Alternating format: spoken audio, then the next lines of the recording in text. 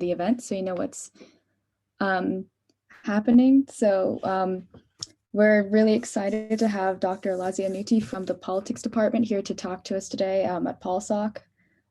She's a political theory lecturer who likes to focus on contemporary political theory and gender politics, gender studies. And today she's going to be talking about injustice and reproduction history and some new content that she's been working on. Just a heads up for everyone, if you have any questions during the event, we're going to take those towards the end. So if you want to put them either in the Zoom chat, or if you're a little bit more shy, you can send them directly to me and I'll make sure to read them out at some point. And just a warning that it is recording, so please be aware of that when you're messaging or if you're going to be speaking. And with that, would you like to take it away? Yeah, thanks, Jessica, for the introduction, and thanks for inviting me. It's a pleasure to be here, even if virtually. So I'm gonna share my screen with you. Can you all see the PowerPoint presentation? Okay, nice.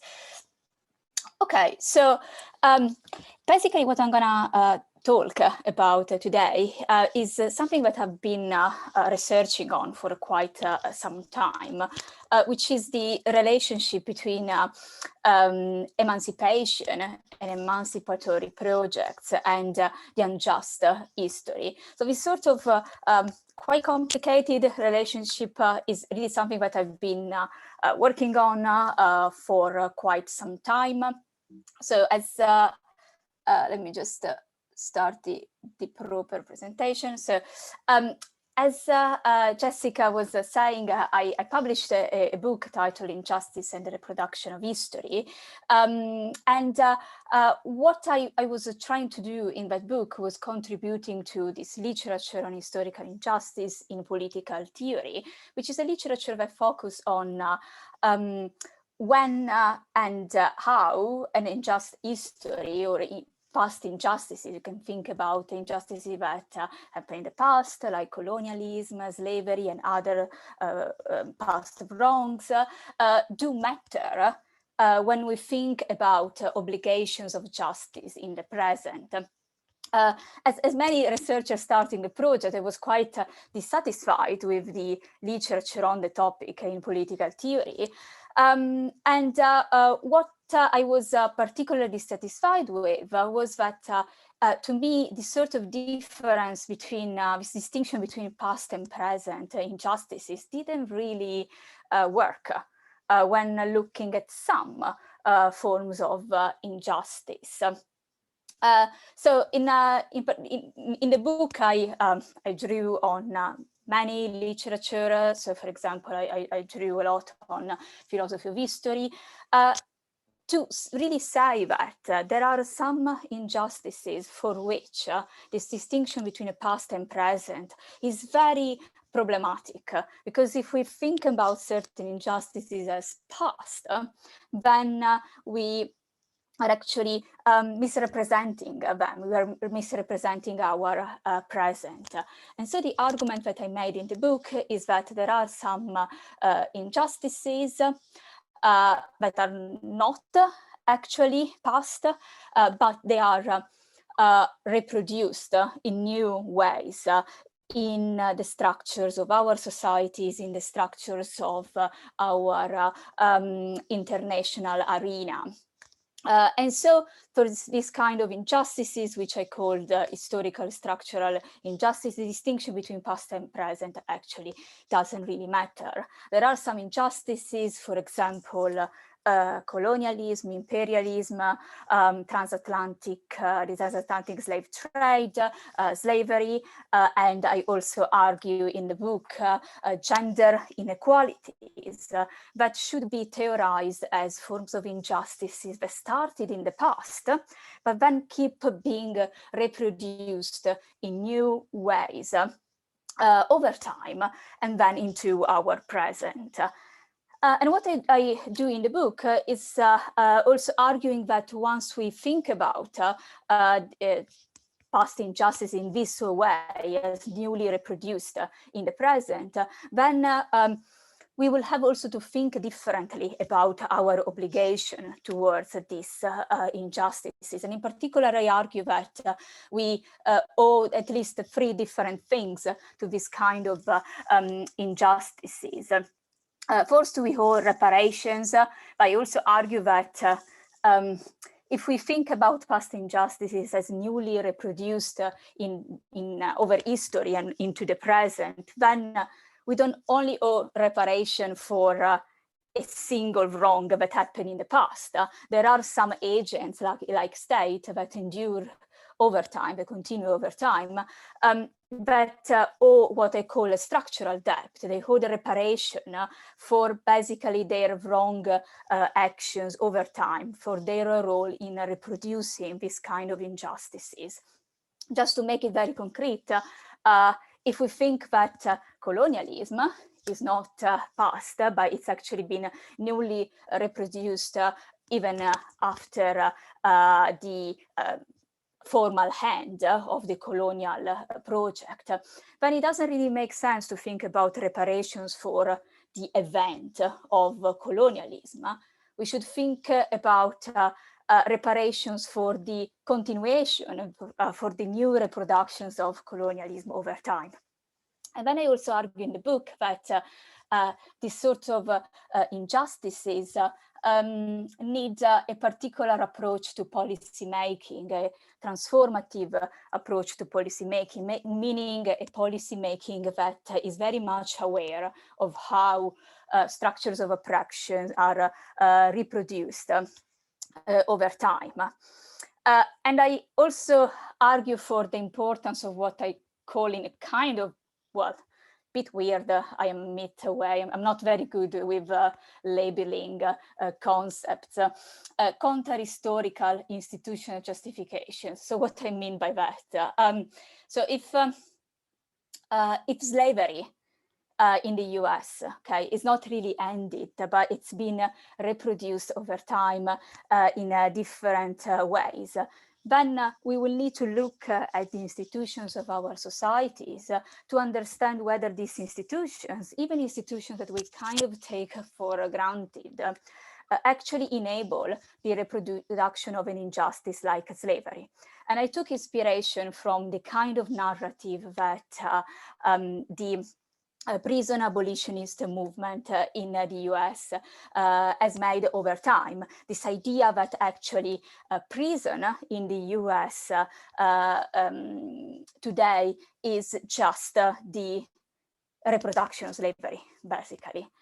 And I think that this sort of narrative that the prison abolitionist movement has made is very interesting because it kind of challenges an institution that many of us take for granted, challenging the sort of justifications, right, that usually are given for the existence of the institution. So usually people justify the institution of prison by appealing to the idea of retribution, the idea that criminals have broken the social contract, or the idea that prison are meant to rehabilitate people who broke the law. And I think that what actually the prison abolitionist movement is doing is actually challenging this justification and arguing that the institution of prison in the US plays a different function. It plays the function of reproducing racial hierarchies and inequalities in a time where slavery has been abolished. So this is a bit what I did in the book, and I'll be very happy to talk a bit more about my arguments. But what I would like to spend a bit more time on with you today is talk a bit about some new directions of my research. So after I finished writing the book, there were some things that I said in the book that I would have liked to explore more. And I'm sure that many of you kind of empathize a bit with me right now, right? So it's sort of feeling of frustration that your essay word count, right, is not enough for you to say everything that you want to argue about a topic. Well, that sort of feeling doesn't go away, right? Even if you have the word count of the book, it's very likely that you won't manage to really say everything when you say about a topic. And this sort of relationship between emancipation and the just past is something that is still like quite bothering me, right? I can't really get away from it. And in particular, what I've kept really thinking about is how, oppression lasts really, it's an intergenerational phenomenon. Oppression lasts over time, it lasts across generations. And that seems to me now that projects of emancipation need and should be sustained over time. So this is also the case when we think about some important rights that have been achieved.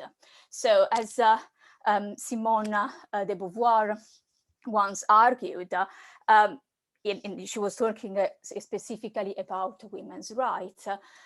Sometimes it might be enough to cast doubt on the legitimacy of women's rights, to have a political or economic or religious crisis. So even rights that seems to be so much secured in the law might then be challenged. And so de Beauvoir invited us to be vigilant, right, our whole life, because we can never be sure that the rights that we achieved are gonna be secured. And you can think about what I mean by that, thinking, for example, about how women's reproductive rights have been again challenged, for example, during the Trump presidency, right? So oppression lasts over time, across generation. Projects of emancipation need to be sustained over time, and that also applies when it comes to some of the achievements of progressive emancipatory groups that we think that they are actually secured. But now, intergenerational commitment to emancipation is incredibly difficult to sustain. So it's already quite challenging to be committed to fight for emancipation in the span of a generation, right? In just the lifetime of one individual, let alone really making sure that that sort of commitment is nourished over time, right? So across generations. What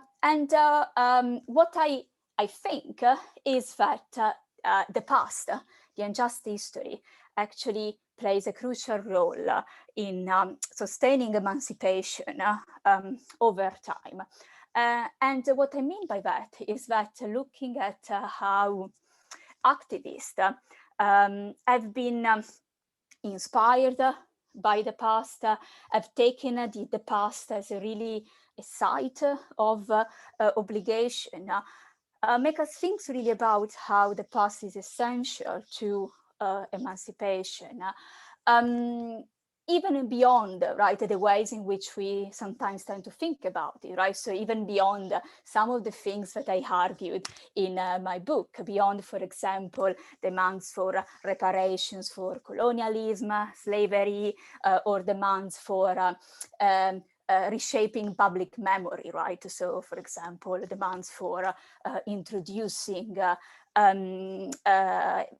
proper lessons on British imperialism, right, in the school curriculum, right, or reshaping British nationality around the colonial and imperial past. So there are other interesting ways in which activists have really tried to, in a sense, draw on the past. And there are these ways that I'm trying a bit to investigate in this new project of mine. So how exactly I'm gonna do it? I've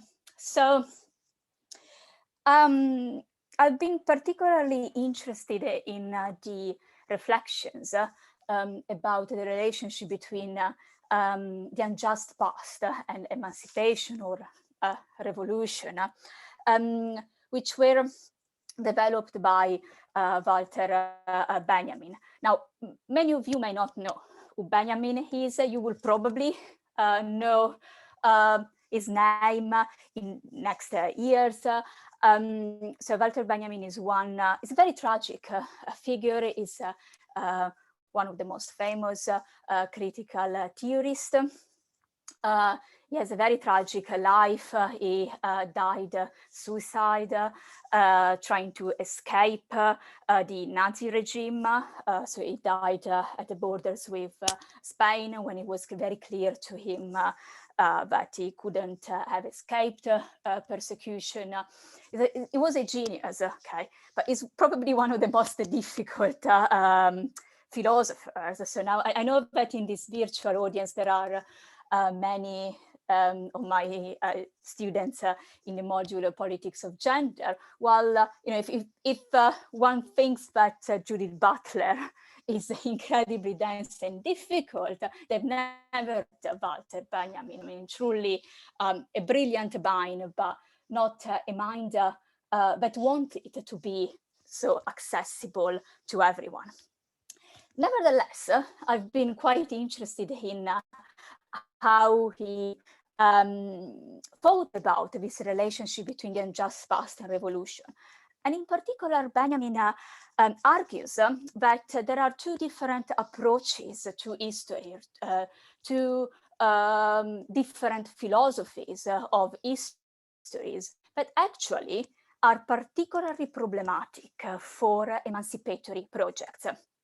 One is what he calls historicism. So basically an approach to history that argues that what history is supposed to do is just to recover what happened in the past. So look at the past in a sort of very objective and neutral way. And Benjamin hated this approach to history. And he hated this approach because he thought that actually, this approach legitimizes oppression in the present. So according to Benjamin, there's no way in which we can really look at the past sort of objectively, whether we want it or not. We are going to always look at the past through the lenses of the present, right? So the sort of question that we ask about the past, this sort of material that we are gonna search is it's inevitably really shaped by our needs in the present. And if we deny that, what we are going to do is just basically legitimize the status quo. Benjamin also makes this point because he thinks that very often, right, official history is actually already legitimizing those in power. And again, I think that because we are in Britain, many of you can relate with what Benjamin is saying if we think about the imperial past, right? And how the sort of story, sort of history that is told about the imperial past is quite partial, right? And is serving certain kind of goals in the present. But interestingly, there's also another approach to history, another philosophy of history that Benjamin really disliked. And it's what he called vulgar Marxism. So Benjamin was a Marxist, but he was a Marxist of a particular kind, what is called Western Marxism. And what he disliked about orthodox Marxism is precisely the philosophy of history underpinning it. So the idea that history develops in a linear way, so that progress, revolution will happen inevitably. It's a sort of result of material condition in society. It will happen, right?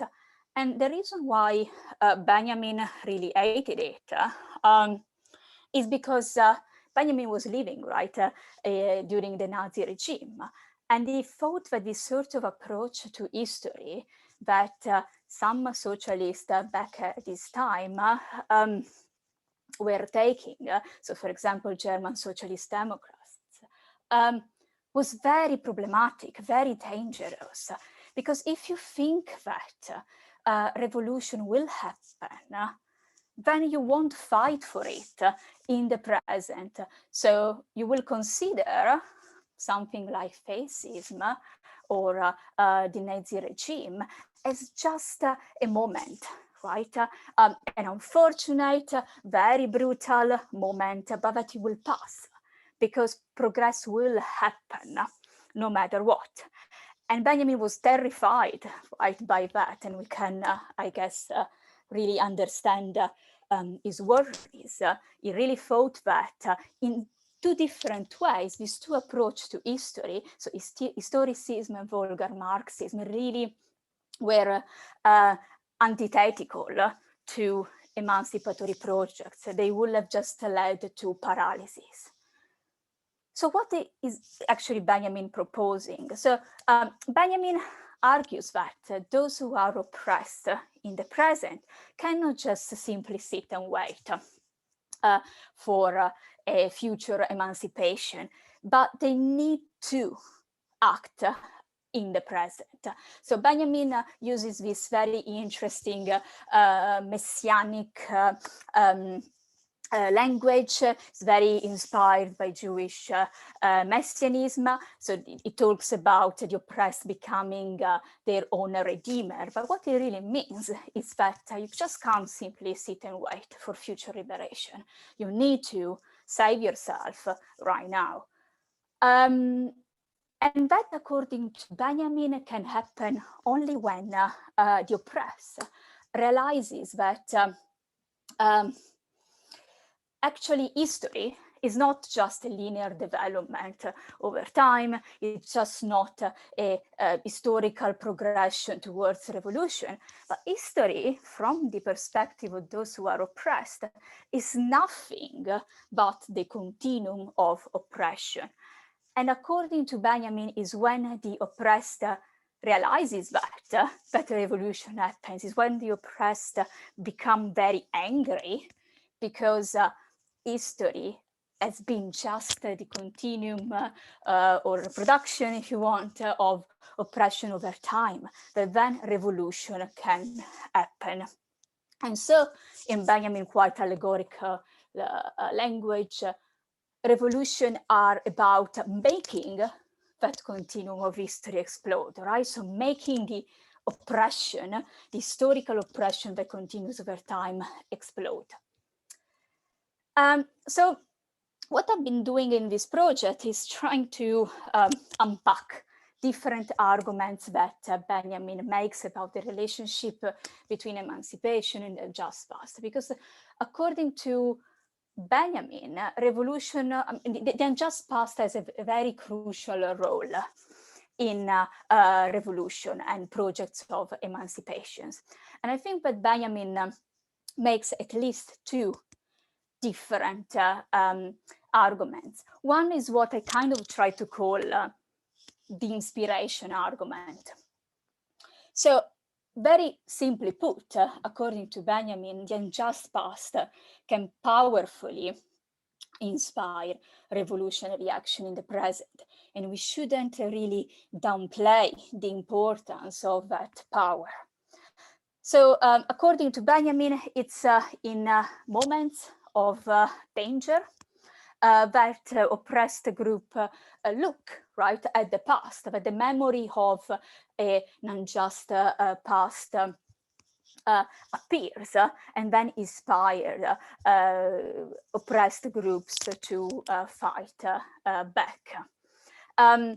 And Benjamin really insists on this point. He really thinks that resistance to oppression is actually prompted a lot by what he calls the image of enslaved ancestor. So it's when you kind of look back at your ancestor, and not just ancestor in terms of family lines, right? So you can think about people in the past who shared with you a gender identity, a racial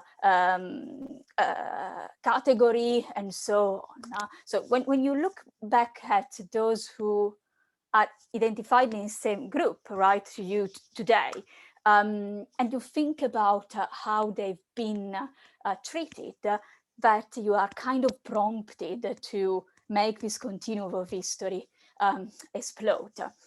So Benjamin thinks that in this sense, there is a relation of interdependence between the unjust past and present emancipation. So on the one hand, Benjamin argues that present struggles for emancipation do call into question every victory of the rulers, right?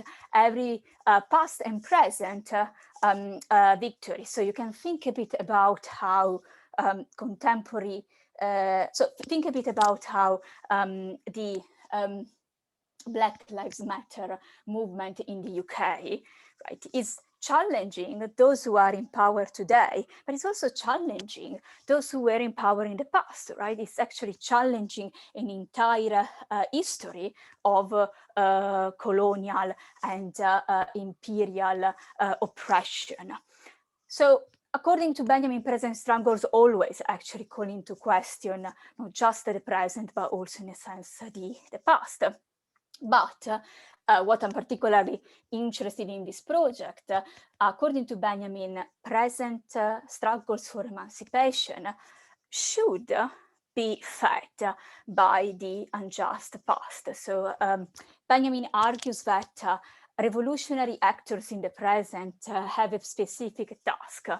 They need to make the past always topical.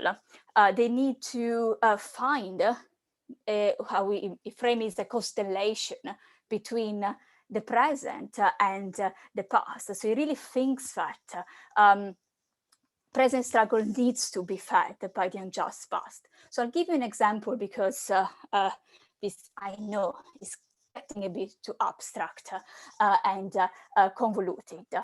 So one way in which the past has been incredibly powerful as a source of inspiration for activist project is through what, again, apologies for a quite horrible label, I called structural identification. So think about the role that the witch hunt has played in the feminist imaginary. A bit across the world, but especially in the feminist imaginary of the Italian feminist movement. So here on the slides, you can see two banners. So at the bottom, there is a banner of a feminist demonstration in the 70s. And what the banner says, I'm just translating that bit literally, is tremble, tremble, the witches are back. Now, the image above is another banner of a much, much more recent feminist demonstration in Italy, which says, we are the great grandchildren of the witches that you didn't manage to burn. So the witch hunt has been incredibly powerful, inspiring feminist activism because has given feminists the opportunity to think about patriarchy as a continuum, right? As an oppression that really lasts over time and is reproduced over time. And in particular in Italy, but not only in Italy, the witch hunt has been crucial to think about the control over women's body, women's sexuality, over time, the role that the Catholic Church has played in that control, and really the struggle for reproductive rights. So witches have become the symbol of women's rebellion against patriarchy. really the sort of grandparents, right, ancestors that started, in a sense, the fight. And so they become, for feminists, the kind of a past charged with the now time, as Benjamin put it. So a past that is really always ripe for being refought, right, being reclaimed all over again.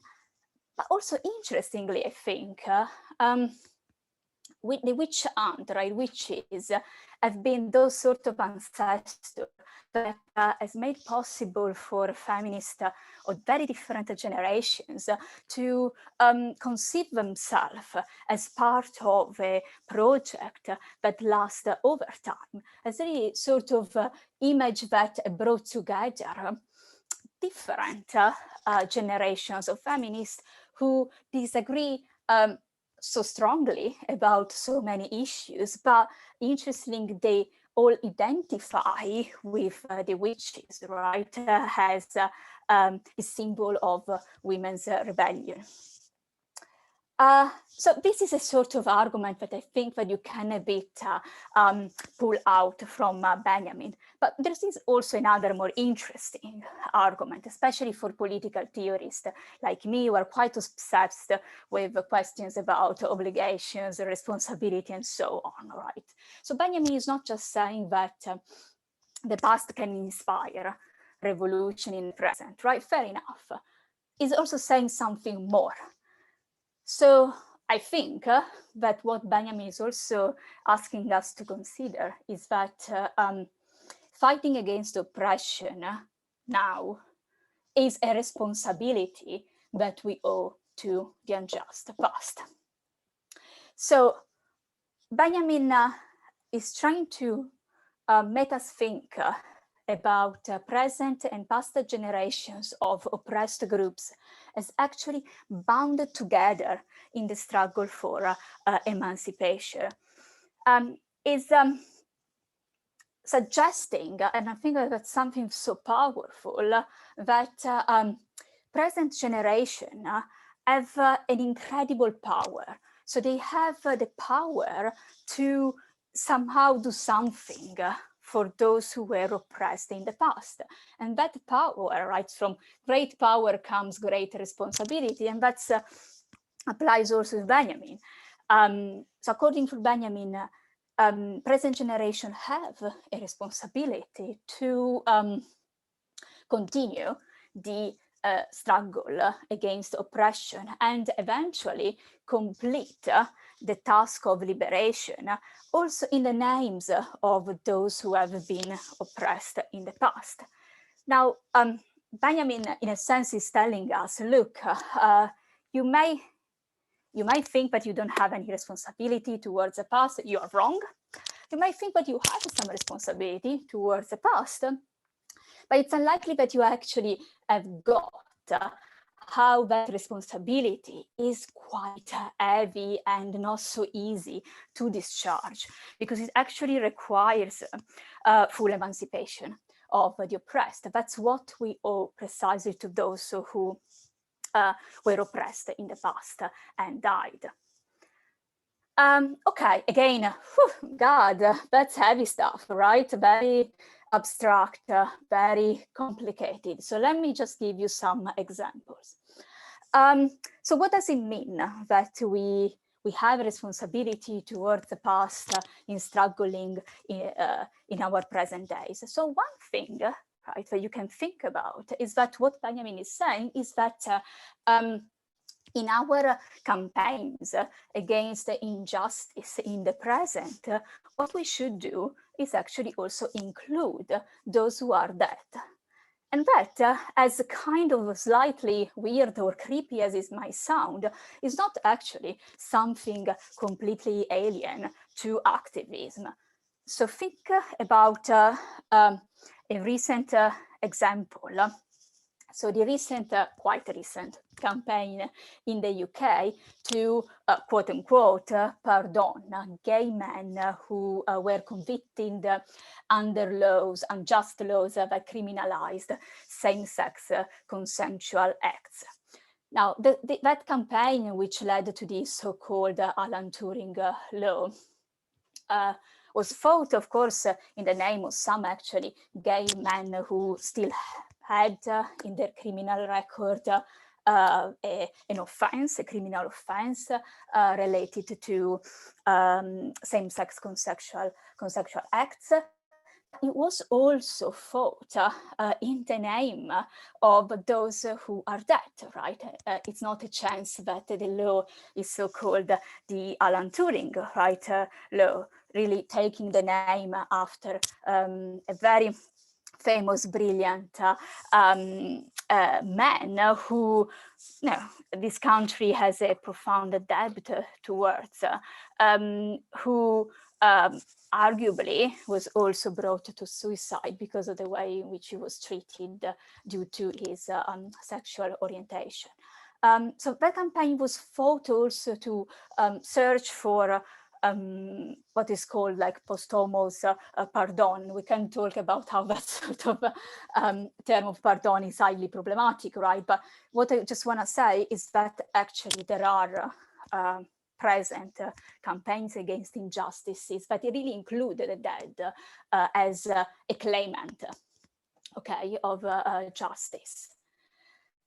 Yes, I mean, maybe Benjamin means that, right? But I think that actually Benjamin means also something else, in a sense, something a bit more radical. So what Benjamin is, I think, arguing is that so the way in which we should discharge our responsibility towards the unjust past is by becoming activist and fighting back.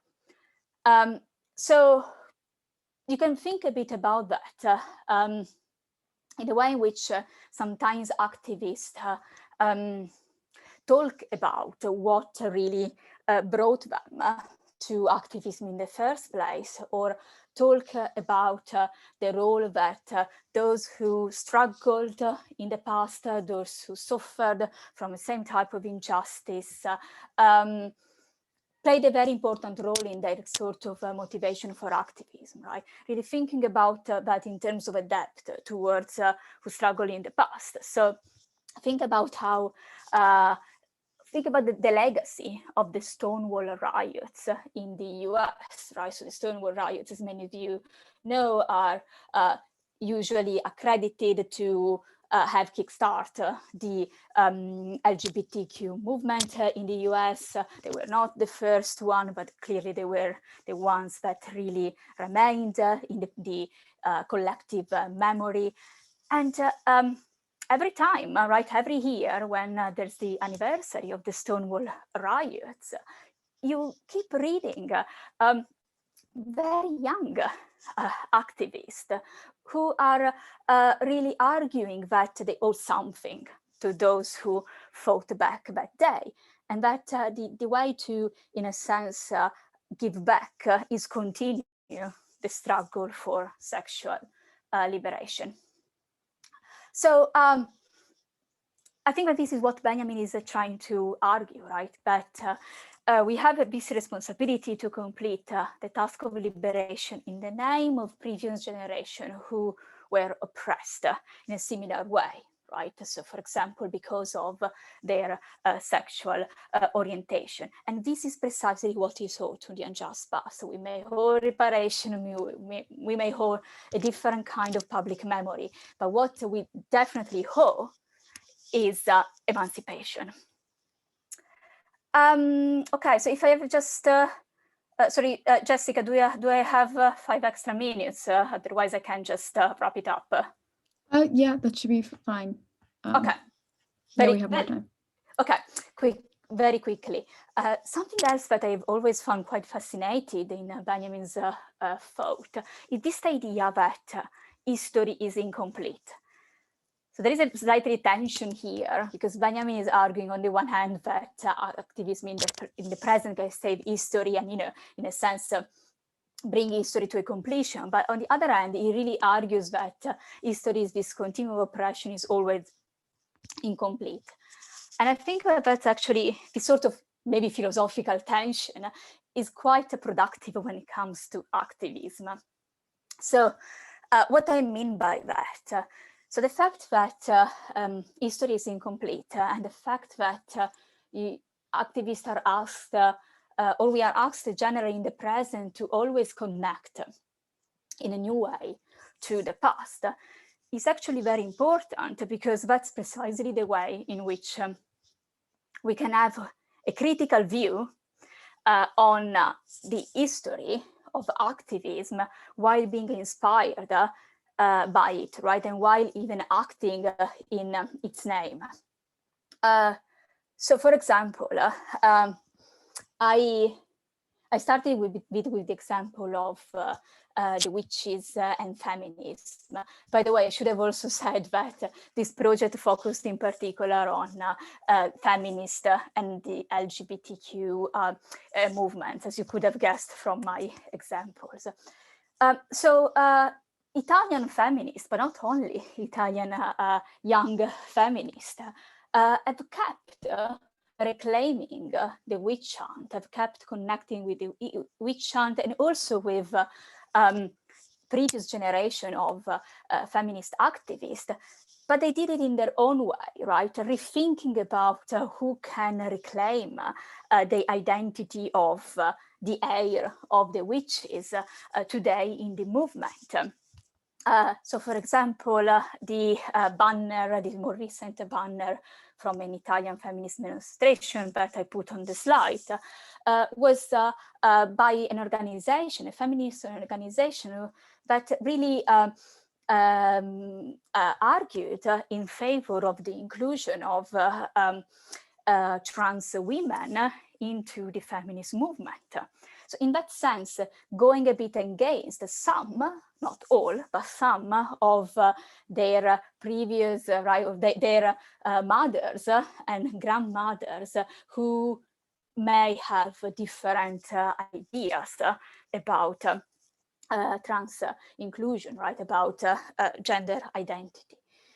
So, and this is possible because, again, history is incomplete. We have also this obligation of revising it, right? Looking at it critically. Or you can think about how activists have been inspired by Stonewall, the Stonewall riots, but have also looked at the history of the legacy of the Stonewall riots in a very critical way. For example, by arguing that trans women of color who arguably played a very important role in the Stonewall riots were forgotten in the movement. So according to Benjamin, and the sort of idea of history is incomplete, we need to always be open to look back at the history, reread it, and accept it in a sense also as contested among activism. But this is actually a resource for the activism, it's not a weakness. So, for example, there's been quite an interesting debate among trans historians about the use of transgender, whether you can actually look back at the life of some people through the idea of trans. I mean, the term transgender is quite recent, and so there's actually a debate whether it makes sense to look back at some cases over history, thinking about, well, these people were trans, so when they didn't really have that language to think about themselves. And some trans historians, as trans activists, have precisely done so. And I think that that's something very interesting, right? Because again, that's only possible if we think that we can reread history every time again, and we can connect to that history in a different way. That's all from me. Thanks. Okay, great. Thank you. That was a very interesting talk. Just to reiterate, if we're going to be having questions now. So if you have any questions, please put them in the chat, or again, if you're a bit shy, you can send them to me and I can read them out for you. Okay, so if you're fine to keep going, Alasia, and go into the questions, we have our first one, which is, to me, the idea of the continuum of historical injustice and Benjamin's sustain of classical linear Marxism are almost paradoxical with activism. It implies that we cannot progress beyond our capitalist, heteronormative, patriarchal, white supremacist, etc. society, while also calling for activism. How can we, as activists, have hope that we can progress and almost break this continuum if Benjamin's theories are indeed correct? Thanks, Rachel. So yeah, no, that's a very, very good question. I think that Benjamin is, I mean, in a sense, I don't think that you are completely in disagreement with Benjamin. So what Benjamin is saying, look, history is a continuum of oppression until you fight back, right? And in order to fight back, you need just to realize that no one will do that for you, right? That you will need to become really the one who is liberating you. So in a sense, Benjamin doesn't think that things cannot get better, okay? So it's not a fatalist. And it's interesting also because, as I was saying at the beginning, so he actually wrote these reflections on the past and emancipation just basically a few days before committing suicide. And he was sort of talking about a revolution, right? Even if there was no possibility of escaping really death for him. He thinks that, so I don't think that what he wants to say is that it's not possible any historical progression. I think that what he wants to say is that that cannot happen if you believe that progress will happen on its own. You need to realize that until you actually start fighting back, things won't get better. So in a sense, it's not a fatalist, but it does think that we need to look a bit at history different if we want to, in a sense, historically progress, right? Or get things better.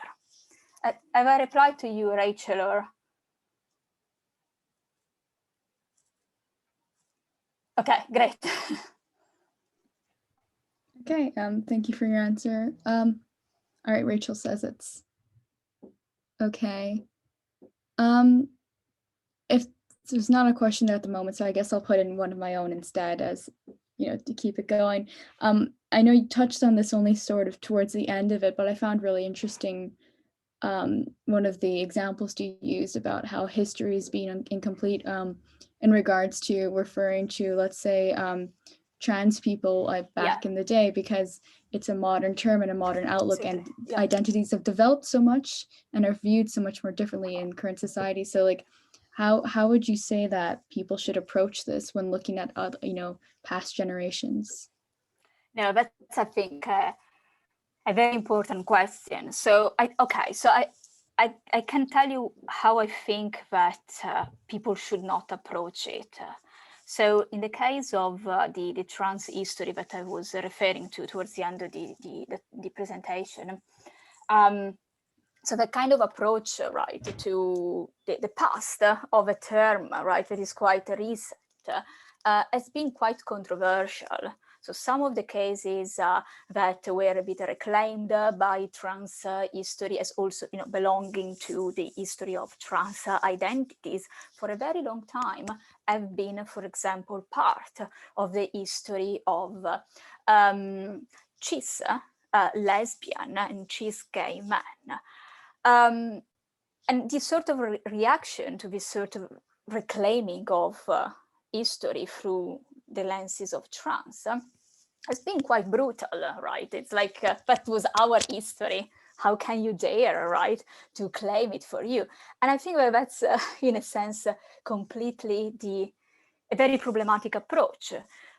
You can, that can be actually an opportunity to think about how some stories, how some identities belong to more than one history, and actually histories that are importantly connected to one another, right? Fights for sexual and gender emancipation that are profoundly connected to one another. You can't understand transphobia without understanding sexism and homophobia, right? They're all interlinked.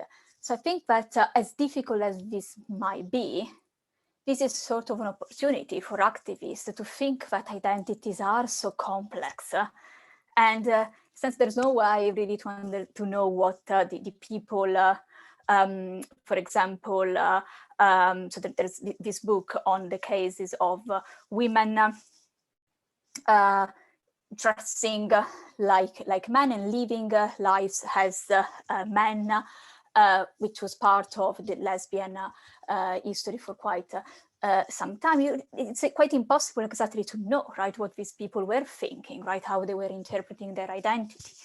But maybe that's just an opportunity to think about identities as very complex and in a sense belonging to different histories. So it's a kind of opportunity for solidarity, I think, rather than a sort of, again, an opportunity to get more divided, right, into a movement which is already pretty divided.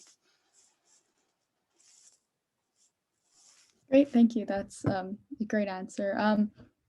We have a couple more minutes, everyone, so we have some more questions.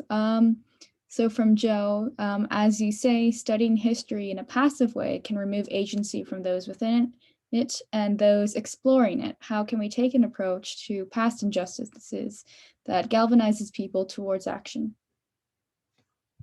That's a good question, Joe. I mean, I would like to have a very simple answer to give you. I mean, I think that movements in a different organization are already doing a pretty good job.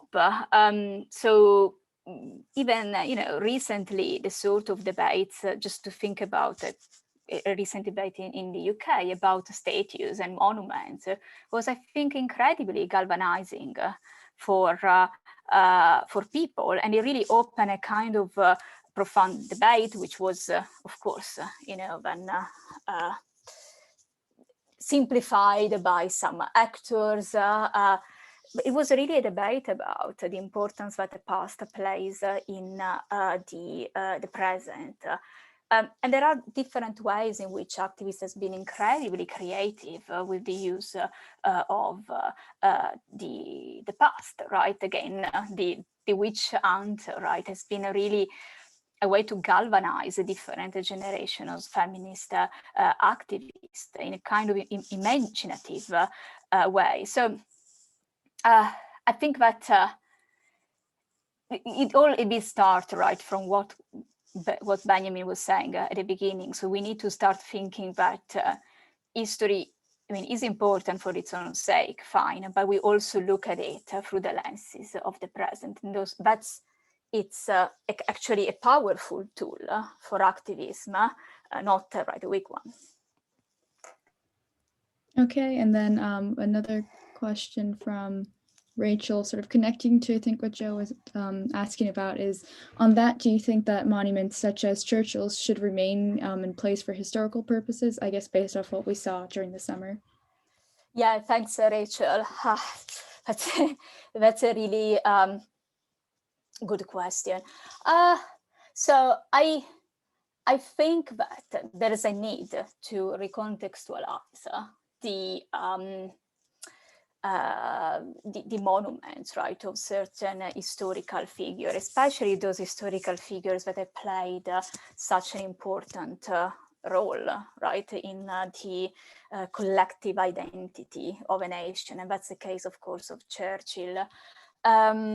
So I think that it's a sort of pragmatic, approach is that when it comes to statues of slave owners who, in a sense, no one, apart from the fact that they built cities, gave a lot, right, to cities through, well, basically owning slaves, right, trading in slaves, like the case in Bristol. Then, I mean, maybe those statues really don't have to stay.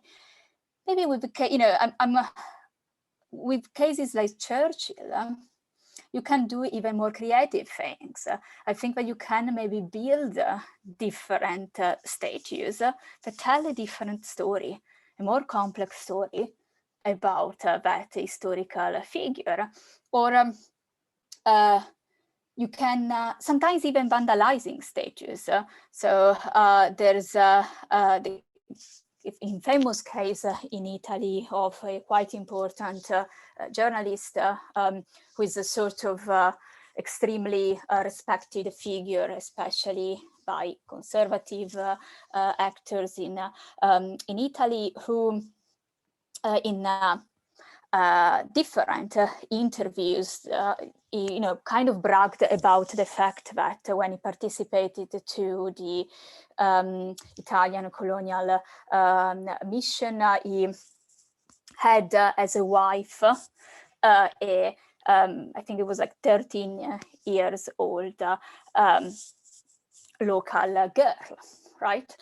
And the way in which actually feminist activists, try to make Italian people think about that figure, right? And this sort of sexism, misogyny, really racial superiority ideas that still continue, right, in the present, was actually sort of vandalizing that statue. So they kind of, they threw red paint on his hands, okay?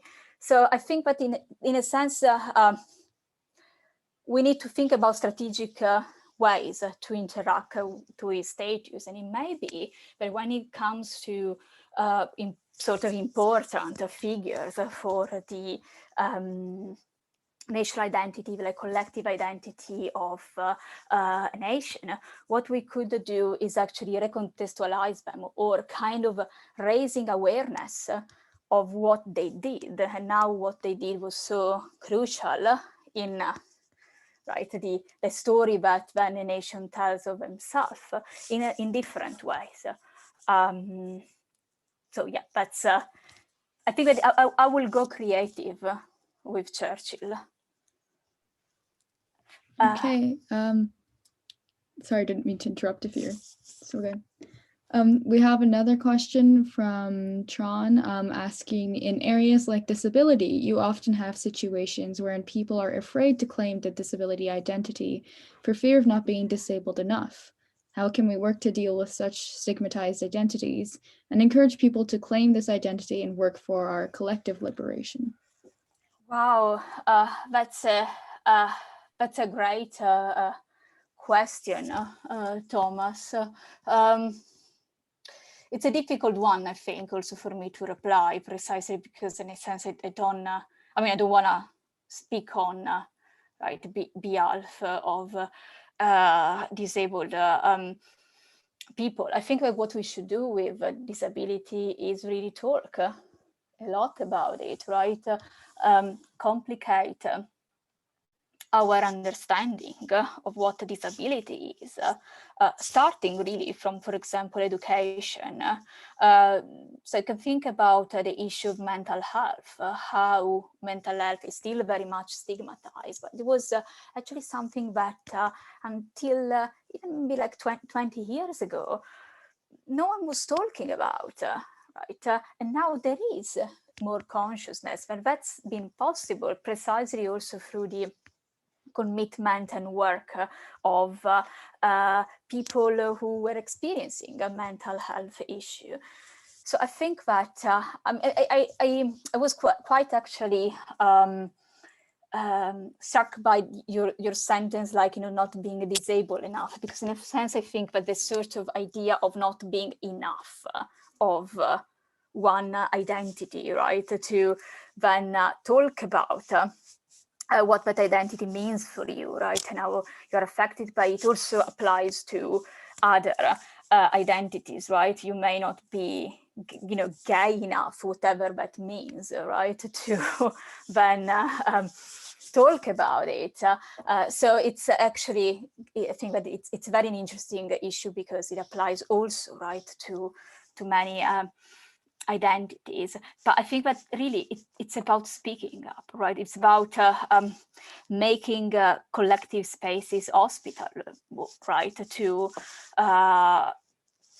different identities. And I think that especially with disability, we really don't do enough, right? Even starting from our department. I mean, can you really think about a module where we really discuss disability?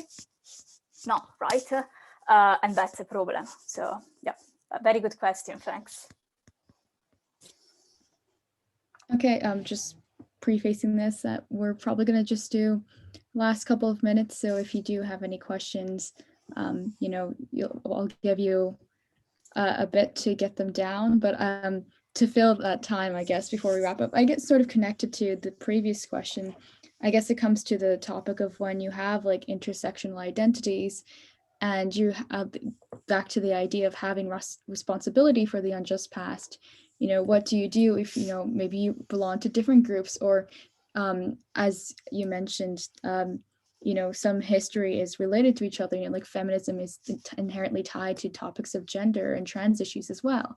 So what do people do in order to like help with all these different groups? Because that piles up to be a lot of responsibility if you think about it. Yeah, no, absolutely. I mean, I think that, so my way to reply to that very important question is that you start from thinking in a sense about oppression as intersectional, right? So, and that's also about looking at the past in a specific way. So as a cis woman, right, racialized as white, if I just identified, right, with the past of feminist white cis women, well, that will be very problematic, right? Or at least I will have to look back at the past in a sort of critical way and thinking about which things those feminists neglected, right? Which sort of issues were not on the table because of racial biases of those feminists. So it's starting from, thinking about oppression as intersectional. And I think that, again, this sort of history of the LGBTQ movement is quite inspiring in that respect. So, for example, the sort of more recent initiatives around reclaiming pride have been initiatives that have looked at the history of LGBTQ emancipation, but by recovering some aspects of that history that only an intersectional lens can capture, right? So how struggles for sexual emancipations are inherently connected to struggles for racial emancipation, struggles against capitalism.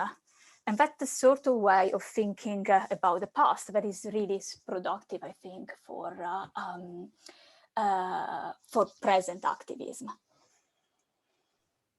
Okay, and then we have a question from Virginia, I guess related to the previous question, which is, who bears the responsibility in the present generation to repay for the injustices of the past?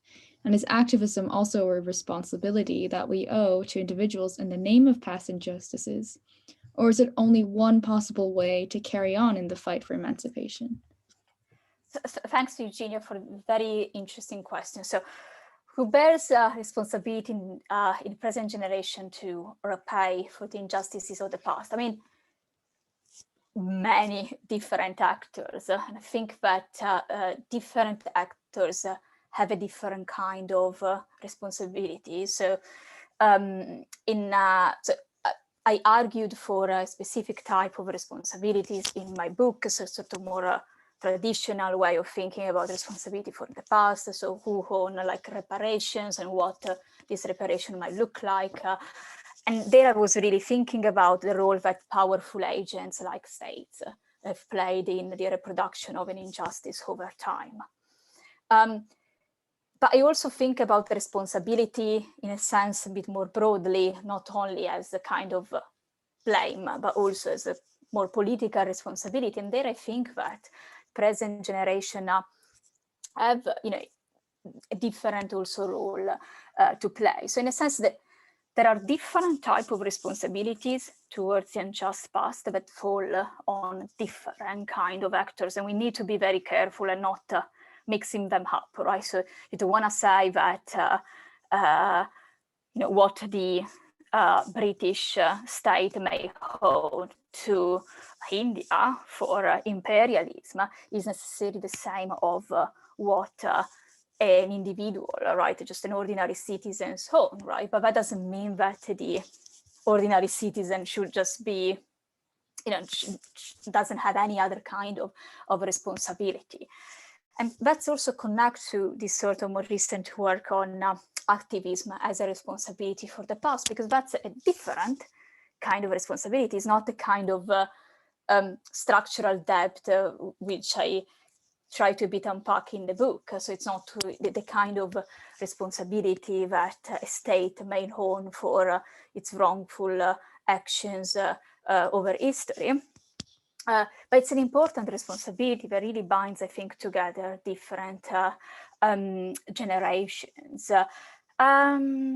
So let me just try to reply to your second question. So I'm not exactly sure, but I got it. So just correct me if I completely misunderstood what you are asking me.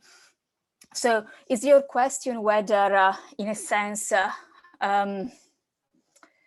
so responsibility for the past can be one of the ways in which we discharge our present obligation towards injustice, or is this something more specific? Yeah, I think I meant basically connected to your notion of responsibility. I was wondering, of course, it's a different, I was wondering basically how you use, which conception of responsibility also you're using, because it seems to me that if we talk about who owes something, as you mentioned structural debt, there is a certain type of responsibility that, yeah. I don't know, a person like me, for example, doesn't owe to anybody, or I don't know, individuals like activists.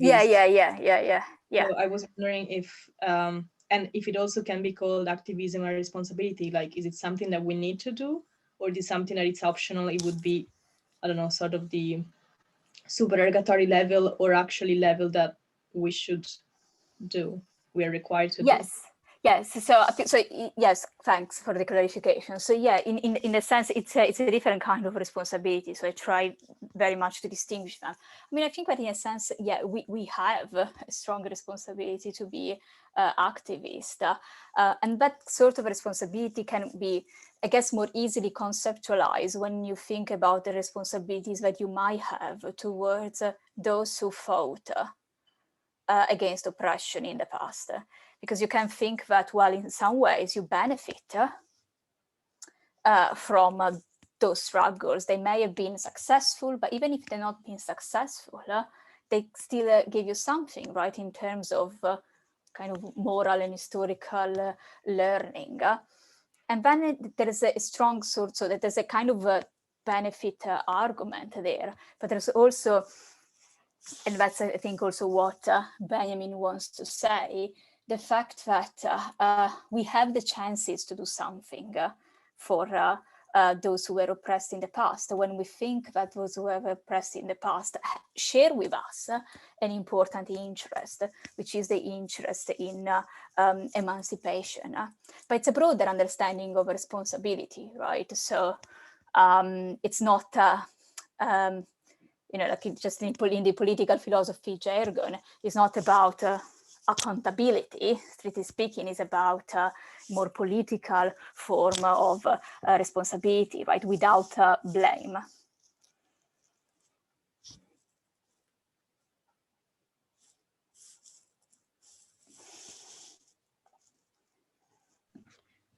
Okay, and then we have another question from Eric. So the responsibility for the past can be used by powerful states to further reproduce injustice in that sense.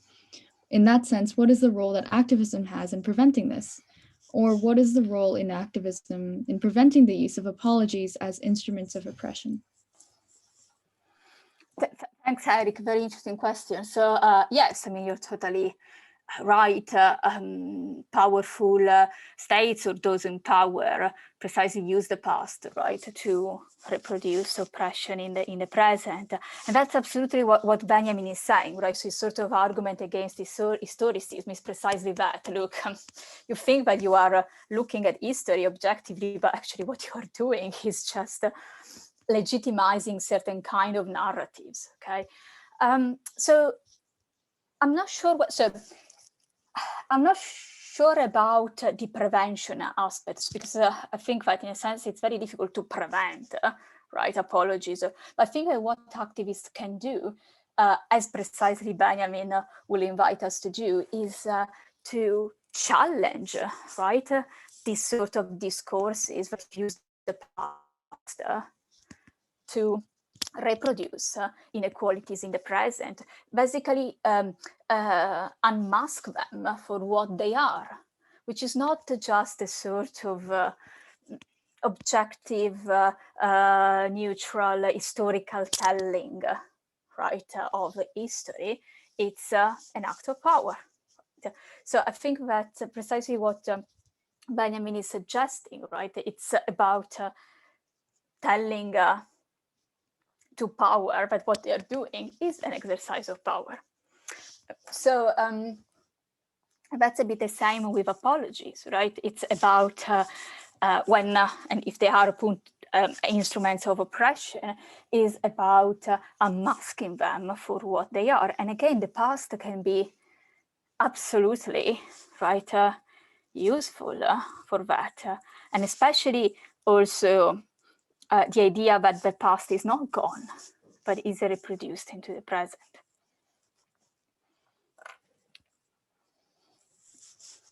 Okay, great. Thank you. I think we're going to wrap up for now because I know that you have to get going. So thank you everyone for attending, and thank you, Alasia, for coming and speaking to us. Thanks, I'm everyone. Sure everyone will agree that it was a very interesting discussion, and I would encourage anyone who's interested in this to take a look at her work, because she has published different things as well. So yeah, so thank you. Please come to our other PolSoc events coming up. I'm not sure if Joe knows what the next one is. I'm going to highlight that. So I think on Sunday we have a social at Lakeside Tap, sort of outside. So come and see people in person, possibly, you know, bring people along. So that should be good. And then next week, same time on Tuesday at 7 o'clock, we're talking to Remy Adekoya, who some of you may know from the department, about his book on biracial Britain and things to do with that. So that should be a really good event too. And so, yeah, you know, thanks very much, Alasia, for coming. It's been a great event. And Tron insisted that I end by saying, "May the 4th be with you."